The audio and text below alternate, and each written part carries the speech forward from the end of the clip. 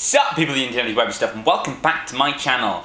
I'm gonna stick with film once more, and today I'm going to talk about British film. If you hadn't noticed, I have a little bit of a man crush on a certain director who goes by the name of Taika Waititi, or Taika Cohen. He is a New Zealand based filmmaker, and this is something that may seem irrelevant to someone talking about British film, but it's not. He has turned New Zealand film on its head.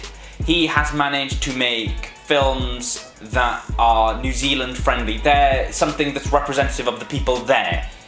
And that is something that is missing from British film. If you look at his catalogue of films, you've got Boy, which is just a fantastic film, which is all about coming of age in New Zealand.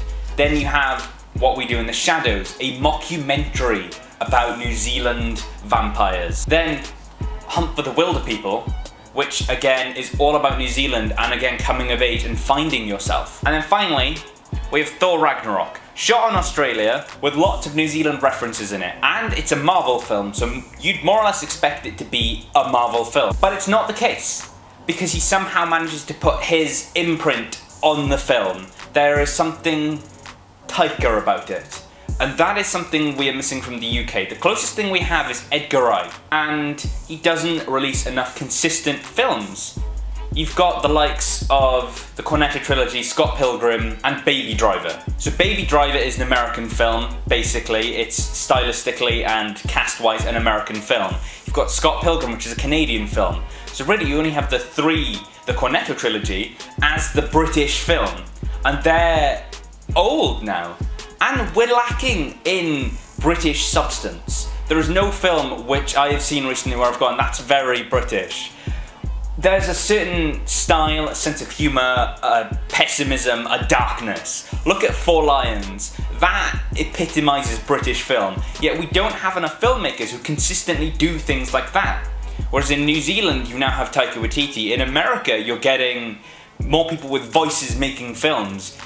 And suddenly, Britain is still basically in the dark ages. We need filmmakers to come out and make British film, and for audiences not to hate it. Samuel Goldwyn Jr. said that he doesn't understand why British people hate British films. That's why most British films, when they aim for distribution, they aim for America.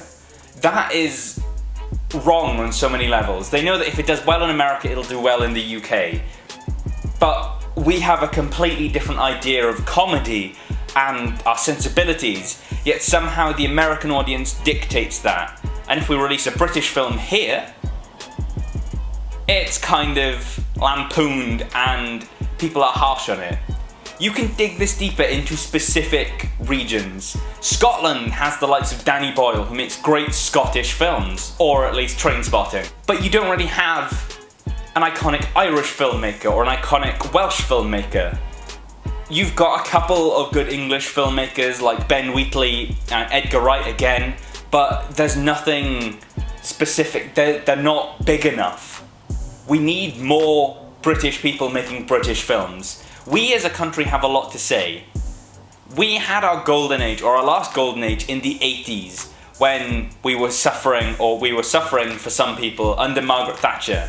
As an artist, as a filmmaker, you suffered under the likes of Thatcher because she didn't care about the arts. That is what's happening now. We're under a similar Conservative government, and that subsequently means that we should be in a resurgence of British films.